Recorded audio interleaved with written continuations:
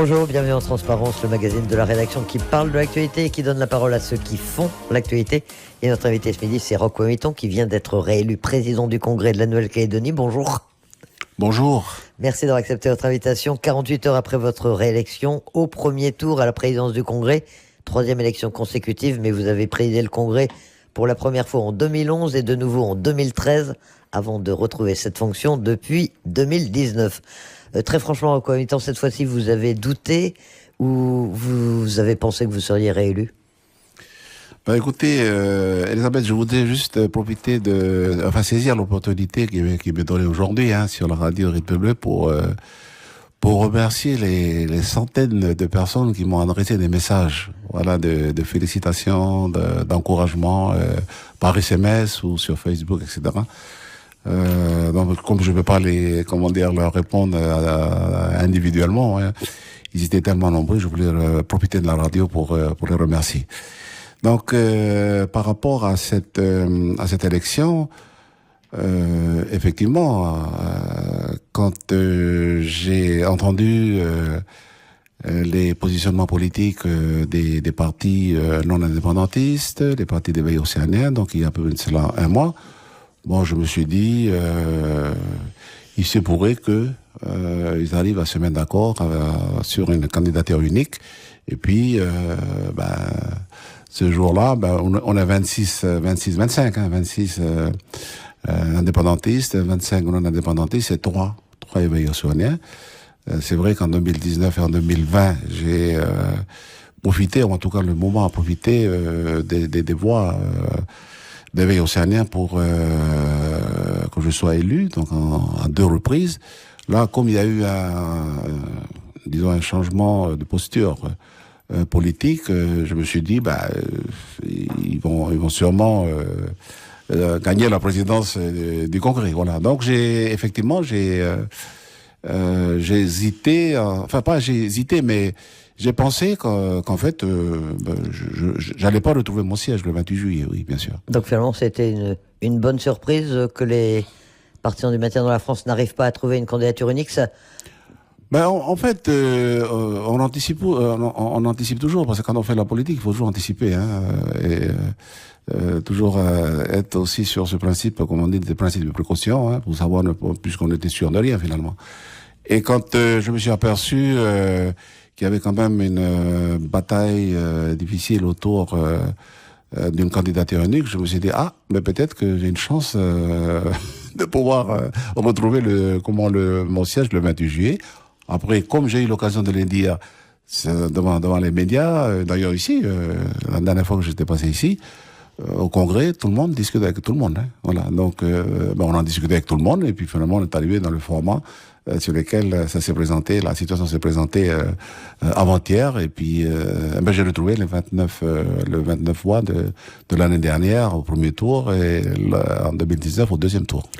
Alors, dans votre première déclaration, vous avez tout de même parlé d'une conjoncture institutionnelle inédite, puisque pour la première fois, il y a 2 indépendantistes à la tête des 2 principales institutions, le Congrès et le gouvernement. C'est inédit, mais c'est pas vraiment conforme à la représentation électorale. Est-ce que c'est pas gênant que les non-indépendantistes, qui restent majoritaires dans l'électorat, n'aient aucune des 2 grandes institutions, d'autant plus que les indépendantistes sont également 2 provinces? Moi, je pense que tout cela, ça dépend du statut dans lequel nous sommes. C'est un peu comme les États-Unis. Trump avait perdu les élections en nombre de voix. Donc lorsqu'il s'était présenté la première fois face à Hillary Clinton, et il est devenu président des États-Unis. Je pense que tout ça dépend de notre système institutionnel. Le système, il est fait ainsi, et moi je ne fais que constater que c'est une conséquence de notre système politique, institutionnel. Voilà. C'est pas gênant que ce soit que ce soit un petit parti minoritaire avec 3 élus, vous y faisiez allusion, l'éveil océanien, qui décide comme ça d'une majorité ou d'une autre. Il n'y a pas un essoufflement quand même des institutions issues de l'accord de Nouméa? Mais c'est pas un essoufflement. Moi, je vois pas ça comme un essoufflement. Je pense qu'il faut faire en sorte de trouver les voies et les moyens pour que l'ensemble des tendances politiques qui s'expriment en Nouvelle-Calédonie, que ce soit dans la partie indépendantiste ou non indépendantiste, puisse trouver une place d'expression. Sinon, on va les retrouver dans la rue. Donc, c'est tout à fait normal que à un moment donné de notre histoire, ça s'est présenté comme ça. Mais peut-être que dans les discussions qu'on aura à partir du 13 décembre, puisque c'est prévu ainsi, peut-être que nous allons peut-être remettre tout ça en cause, j'en sais trop rien. Mais il est, comment dire, là nous partons d'une situation donnée, et nous faisons avec cette situation donnée, c'est-à-dire, bon, il y a un parti qui est là, l'éveil océanien, et effectivement, l'éveil océanien peut faire la balance entre les deux grandes familles politiques. Voilà. Mais franchement, surtout à quelques mois de l'échéance du 12 décembre à laquelle vous faisiez allusion, est-ce que l'équilibre n'est pas préférable? On se rappelle, enfin, vous le savez, qu'en 2011, les non-indépendantistes majoritaires, vous avez porté à la présidence du Congrès justement au nom de cet équilibre institutionnel pour permettre à chacun d'avoir un peu une institution, la responsabilité de l'institution. C'est pas mieux, c'est pas plus équilibré quand même? Ben, c'est vrai que peut-être qu'on aurait pu, on aurait pu arriver à ce cas de figure. Mais on n'est pas arrivé dans la mesure où les discussions entre les différents groupes politiques au Congrès n'ont pas abouti pour trouver ce format, disons, d'équilibre. Certains l'ont beaucoup souhaité, donc fortement, hein, parce que je vois par exemple l'éveil océanien là, comment dire, a fait sa stratégie dans l'équilibre des pouvoirs. À partir du moment où il y a un indépendantisme au gouvernement, eh bien, le Congrès, ce serait, comment dire, un non-indépendantiste. Et puis finalement, on n'est pas arrivé à disons, à ce cas de figure-là. Bon, après, il faut pas en faire toute une histoire, hein. Je pense que là, maintenant, c'est le travail, maintenant, il faut se mettre au travail. Nous, on l'a dit, Louis Mapou a répété à plusieurs reprises. Moi, je l'ai dit avant-hier aussi à plusieurs reprises. Ce qui importe pour nous maintenant, c'est de travailler, c'est d'enclencher les réformes, et d'abord et avant tout, c'est d'abord répondre à cette grande problématique qui se pose à nous là. La crise sanitaire, bien sûr, mais c'est aussi l'équilibre des comptes sociaux. Donc, et puis ensuite, disons, déclencher une dynamique de réforme, et notamment au niveau de la réforme fiscale, puisqu'on le porte, ça. Voilà. À l'inverse, ça vous donne une plus grande responsabilité. Ben, dans une période cruciale. Ah non, mais tout à fait. Là vraiment, on prend disons, les rênes, on va dire, du pouvoir politique institutionnel au niveau de la Nouvelle-Calédonie, vraiment dans le creux de la vague, hein, du coup là. Bon, les caisses sont vides. Je crois que c'est la première fois que les partis indépendantistes arrivent au pouvoir et il y a plus rien dans les caisses. Donc on va partir de zéro là pratiquement. Et je pense que il faut que déjà au niveau du FLNKS et des Éveil océanien, puisque bon ils sont avec nous au niveau du Congrès et au niveau aussi du gouvernement, mais on fasse preuve vraiment d'imagination et vraiment de force de travail, hein, on va dire ça, de force de travail pour pouvoir avancer dans tous ces grands dossiers là qui préoccupent la population calédonienne. Parce qu'il faut pas oublier que la population calédonienne, une partie de la population calédonienne souffre quand même de ce qui est en train de se passer ici actuellement avec la crise sanitaire, la crise économique, etc., etc. Donc il faut penser à toute cette catégorie de population.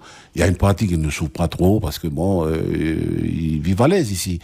Mais il me semble que pas loin de la moitié de la population, peut-être plus, souffre quand même la Nouvelle-Calédonie. Donc nous sommes partis avec cela en tête. C'est-à-dire que bon, on est à la manœuvre dans ces deux institutions. Il faut s'occuper de toute cette catégorie de personnes qui souffrent ici en Nouvelle-Calédonie. Louis Mapou, qui était à votre place il y a une semaine exactement, disait on en a pour 14 mois. Alors il tablait sur la durée estimée de son gouvernement avant qu'il puisse chuter. On a envie de dire, vous avez 4 mois, 5 mois pour travailler effectivement avant le référendum. Vous le voyez comment? Vous vous inscrivez dans le long terme ou vraiment dans une période très courte où vous dites on a quelques mois pour faire nos preuves? De toute façon, nous avons cette date-là qui se profile à l'horizon, qui est le 12 décembre. Mais après, nous avons tracé aussi, on a déjà tracé la route après le 12 décembre. Et ce qui a été dit à Paris, c'est quoi? C'est que le lendemain, c'est-à-dire le 13 décembre, commencent les négociations pour la période de transition, en cas de oui ou en cas de non. Voilà. Mais en attendant, les institutions restent. Voilà. Tant que qu'on n'a pas décidé de changer quoi que ce soit, le Congrès va rester en place, le gouvernement va rester en place. Et nous avons quand même on n'a pas 5 ans devant nous, ça c'est sûr. Mais là, il faut faire avec ce qui se présente. Et la situation, c'est quoi? C'est que nous avons 4 mois pour préparer le référendum. Ça, c'est une chose, hein, c'est la campagne électorale.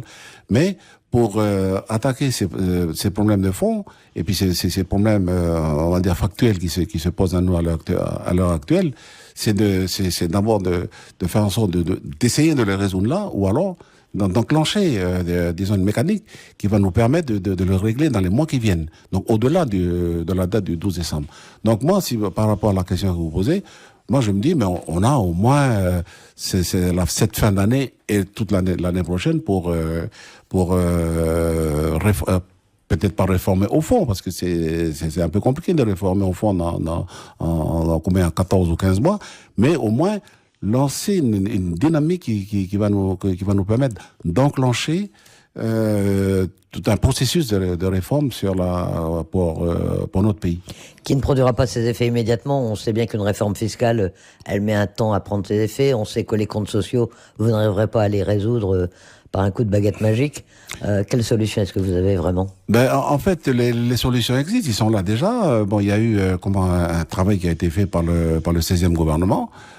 Il me semble que j'ai entendu Louis Mapou, le président du 17e gouvernement, en parler de ces solutions qui sont là, mais qui n'ont pas eu le temps de se mettre en place du fait que il y a eu quand même 5 mois où le gouvernement le 17e gouvernement n'a pas pu se mettre en place, mais c'est pas la peine d'inventer l'eau chaude, hein, comment on dit ça, c'est ça, exactement.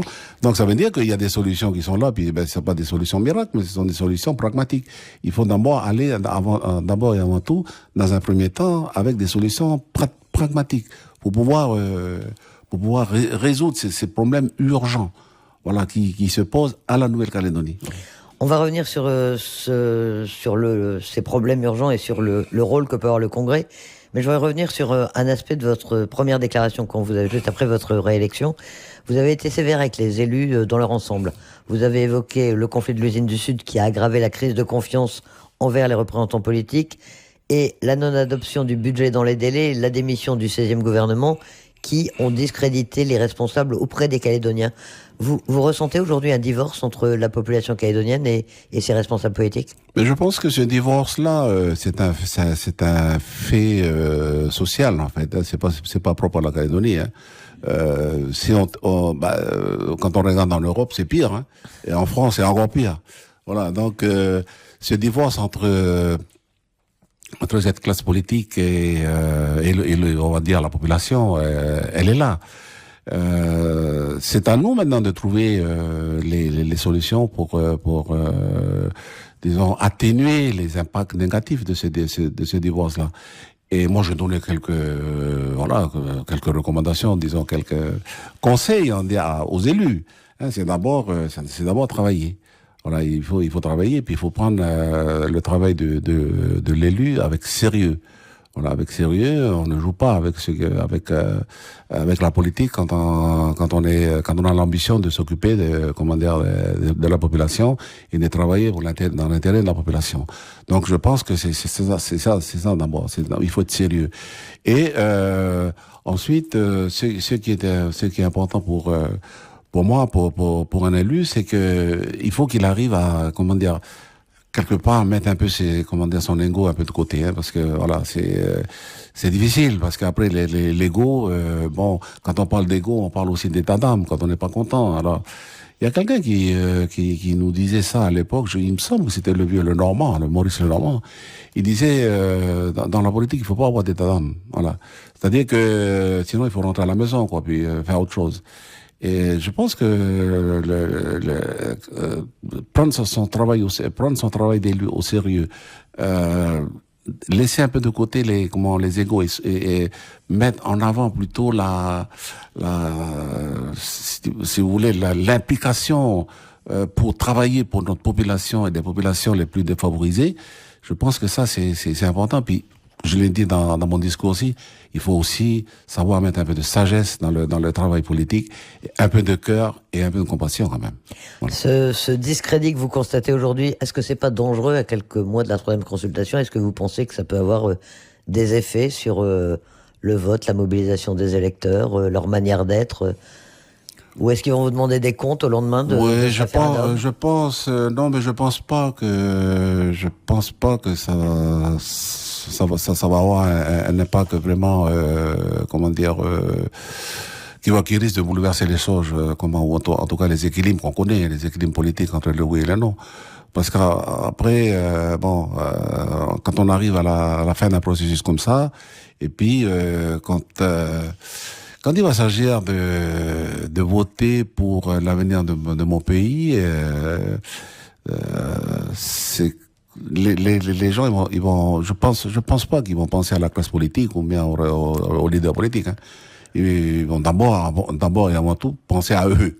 Ben oui, penser à eux, sauf ceux qui sont qui ont vraiment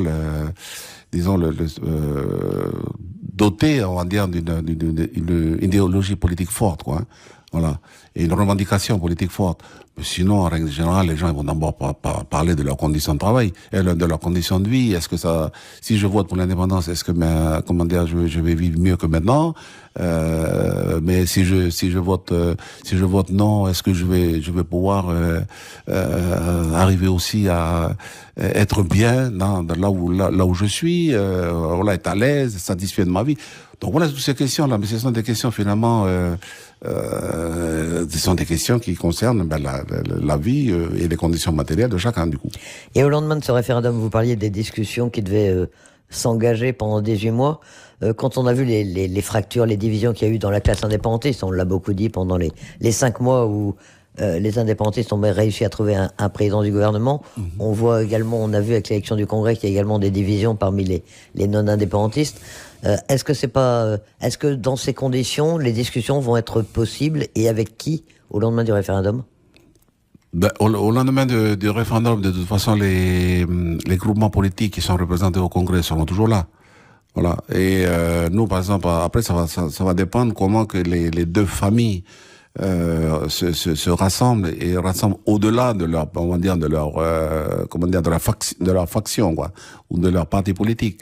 Nous, par exemple, au niveau indépendantiste, on commence déjà à séquencer et planifier les différentes rencontres au sommet, on va dire, puisque l'Union calédonienne va se réunir le 7 août, et après dans la foulée, donc pratiquement dans la semaine suivante ou dans les 15 jours qui suivent, ça sera un congrès du FLNKS et ensuite un rassemblement de toutes les forces nationalistes du pays allant au-delà du précaré, on va dire, indépendantiste institutionnel FLNKS. Donc je sais pas comment ça va se passer pour les non-indépendantistes, mais on attend de nous organiser de cette façon-là pour pouvoir faire en sorte que lorsqu'il va falloir donc négocier, ce sont les représentants de tout cet ensemble de groupes qui vont se rassembler pour pouvoir discuter, être dans le format des discussions qui va sortir. Parce que ce format-là, il n'est pas encore tout à fait établi encore, hein. Donc, on en a parlé à Paris, mais à l'heure où je vous parle, on ne sait pas quel sera le format. Personne ne sait, l'État n'a donné aucune précision. On sait qu'il y aura l'État, on sait qu'il y aura la famille non indépendantiste, on sait qu'il y aura la famille indépendantiste, mais c'est dans quel format vont se présenter donc leurs représentants. Mais c'est ça que je me pose comme question là où à l'heure où on parle. Et justement, vous exprimiez l'autre jour votre inquiétude de ne pas avoir forcément d'interlocuteurs aujourd'hui non indépendantistes. C'est une vraie inquiétude ou vous pensez que de toute façon ils vont réussir à se retrouver pour parler de l'avenir? Non, mais c'est un sentiment à un moment donné, c'était le sentiment que j'avais moi, mais je suis pas le seul aussi. Il y a eu plusieurs personnes qui sont exprimées de cette façon-là, c'est de dire, mais mince, nous, on sait qu'on va se présenter, unis. Donc, après toutes ces séries de réunions qui vont avoir lieu entre maintenant et la fin du mois d'août, avant de lancer officiellement la campagne à notre niveau, Alors après, au niveau de non-indépendantistes, je ne sais pas comment ça va se passer. Et qui ensuite il va être qui va être nommé ou désigné, comment ils vont arriver à désigner leurs représentants qui vont discuter avec nous. Parce que nous, c'est vrai qu'on est trois, mais nous, il y a une constante qui est là depuis des années, même si on est à trois depuis les accords de Matignon, c'est que nous, on regarde d'abord et avant tout notre colonisateur. Et notre colonisateur à nous, c'est pas les non-indépendantistes locaux, c'est leur chef. Et leur chef, c'est Macron et son gouvernement. Et donc, c'est important pour nous que nous soyons tous rassemblés, d'abord et avant tout, bien sûr, pour discuter avec l'État français, puisque c'est lui qui nous colonise. Et puis, donc, ses représentants locaux, voilà. Il s'est adressé aux Calédoniens depuis la Polynésie, vous avez dû l'entendre, il a répété la France serait moins belle sans la Nouvelle-Calédonie. Ça vous a... Non, mais il est en train de... il est en train de lancer sa campagne électorale. Donc, oui, donc il a choisi les Marquises pour lancer sa campagne électorale avec la problématique du nucléaire, etc. Bon, c'est le choix de tout politique de trouver à partir d'où je vais lancer ma campagne électorale et puis à partir de quel message. Donc, il a lancé ce message-là. Voilà, c'est un message en destination de la Nouvelle-Calédonie, mais on l'a déjà entendu. Donc ça a fait un peu réchauffer, là, du coup. Revenons au Congrès. Pour vous, il est au centre du système institutionnel issu de l'accord de Nouméa. Il a vraiment ce rôle central, le Congrès, vous le ressentez comme ça ? Moi, je ressens le Congrès comme ça, bien sûr, oui. C'est normal, puisque c'est l'ensemble des groupes politiques, lorsqu'ils veulent s'exprimer, ils s'expriment au Congrès, dans les débats politiques, autour des textes qui ont été présentés par le gouvernement, dans le cadre de sa DPG, la déclaration de politique générale. Voilà. Et c'est là où l'ensemble des représentants de l'opinion globale de la Nouvelle-Calédonie, que ce soit indépendantistes, non indépendantistes, ou un milieu là entre indépendantistes et non indépendantistes, c'est là où ils s'expriment. Et c'est là où il y a les débats. Et ces débats-là, il faut faire en sorte, en tout cas, je conçois comme ça le Congrès. C'est le Congrès, et avec donc le chef d'orchestre, c'est quand même le président. Et je l'ai dit dans mon discours que le président n'est pas là uniquement pour distribuer la parole. Non, il est un chef d'orchestre, lui. C'est lui qui doit faire en sorte que la parole, on va dire, avec un grand P, sur tel ou tel texte, sur les décisions qui seront prises, la parole, c'est à lui de faire en sorte que c'est la parole du peuple qui doit sortir à ce moment-là. Voilà. Après des débats, et c'est à lui d'organiser faire en sorte que le débat se développe, en tout cas, se passe dans les meilleures conditions possibles. Ça veut dire que le Congrès n'est pas une simple chambre d'enregistrement. On l'a déjà vu d'ailleurs régulièrement par le passé. Est-ce qu'on peut penser qu'avec un gouvernement à majorité indépendantiste, soit présidé par un indépendantiste, un Congrès présidé par un indépendantiste, les choses vont aller plus simplement et que vous allez valider les textes qui vous seront envoyés par le gouvernement Mapou? Mais alors attention, parce que nous, les Océaniens, ça passe pas comme ça. Hein. Même si c'est un chef qui nous dit c'est comme ça. Vous savez, nos sociétés océaniennes sont organisées de telle façon que les plus petits puissent avoir droit à la parole. Voilà. Et nous avons des contre-pouvoirs au sein des chefferies traditionnelles, ça a toujours été comme ça. Et quand on transpose donc cette façon de fonctionner au niveau institutionnel, où on est actuellement, donc en 2021, ça ne veut pas dire que des textes qui viendront du gouvernement viendront et puis ça va passer comme l'aide à la poste. Non, il y aura des débats. Il y aura des débats de fond. En tout cas, je vais m'y atteler à faire en sorte que l'ensemble des groupes, et notamment le groupe indépendantiste, puissent faire le maximum aussi pour pouvoir débattre au fond. Parce que les textes, il faut les débattre au fond. Si on veut finalement sortir comme quelqu'un disait, la substantifique moelle, là, voilà, de façon à ce que, on va dire que c'est ça qui convient à la population calédonienne, vous voyez. Mais il faut les débats. Voilà. Vous avez également relevé que le Congrès, lui, a continué à travailler normalement, malgré la crise sanitaire, malgré la crise institutionnelle qui a un peu paralysé le gouvernement, même si le gouvernement Santa a continué à gérer les affaires courantes. Le Congrès, lui, n'a pas du tout été impacté. Si, quand même, il y a moins de textes qui vous sont parvenus ces 5 derniers mois. Non, mais là, les 5 derniers mois, là, c'était pas la crise sanitaire qui a impacté. C'est la crise institutionnelle. Qui a eu des conséquences quand même pour le Congrès. qui a eu des conséquences pour le Congrès, parce on s'est pas beaucoup réunis, en fait. Voilà, comparé, disons, comment dire, à un cycle normal, quoi. On va dire ça comme ça. Parce que ça a été un frein. Mais pendant la crise institutionnelle, pardon, la crise sanitaire l'année dernière et le confinement de cette année, en fait, le Congrès a continué à travailler.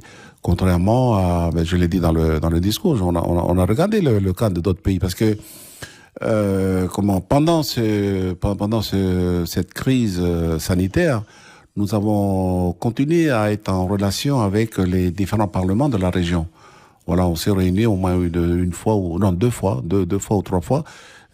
C'était le speaker, donc le président du parlement de Nouvelle-Zélande. C'est lui qui donc avait réuni par visioconférence donc l'ensemble des présidents des parlements du Pacifique.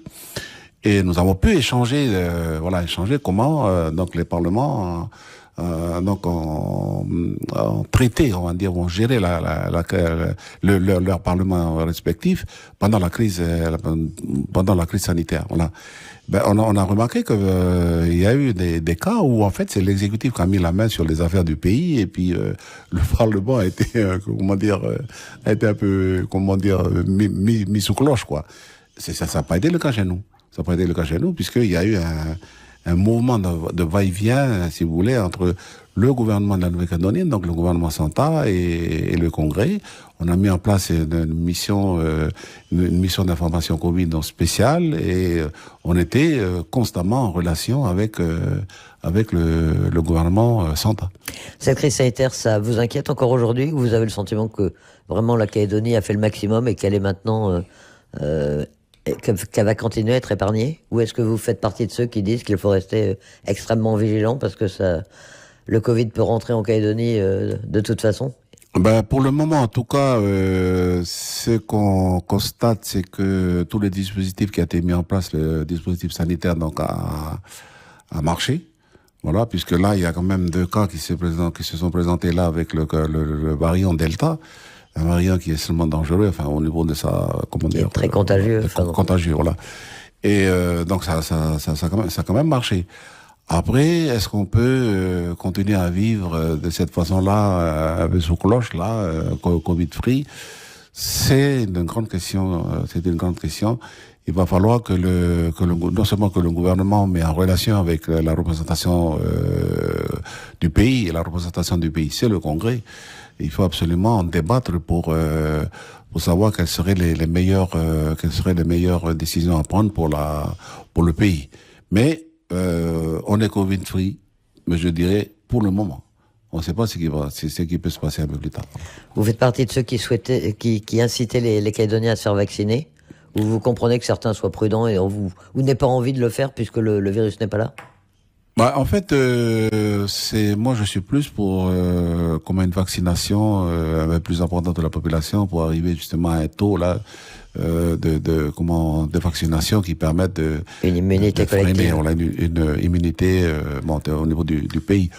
Après, les débats, vous savez, quand on écoute les uns et les autres sur les ondes radio ou télé ou etc., au niveau des médias, tout le monde s'est érigé docteur en médecine, spécialiste en infectologie ou épidémiologie. Donc voilà, après c'est tout un. Mais j'aime bien aussi que les gens puissent puissent dire aussi des choses. Il faut laisser les gens penser et puis laisser libre les gens. Mais c'est vrai que d'un autre côté, si on pouvait arriver à ce taux de vaccination pour le pays, on serait peut-être un petit peu mieux à l'abri. Voilà, on va dire comme ça. Louis Mapou veut faire de la vaccination une cause territoriale, a-t-il dit. Il aura le soutien du Congrès s'il le décide, s'il l'annonce dans son discours, dans sa déclaration de politique générale. S'il le dit dans la déclaration de politique générale, il y aura un débat évidemment entre les groupes politiques et évidemment le Congrès. Je pense que s'il est, disons, dans l'état actuel des connaissances scientifiques, c'est ce qu'il faut faire, allons-y, quoi. Voilà. Vous avez regretté, toujours dans votre première déclaration, que le Congrès n'ait pas été évoqué lors des discussions de l'accord de Nouméa en 98.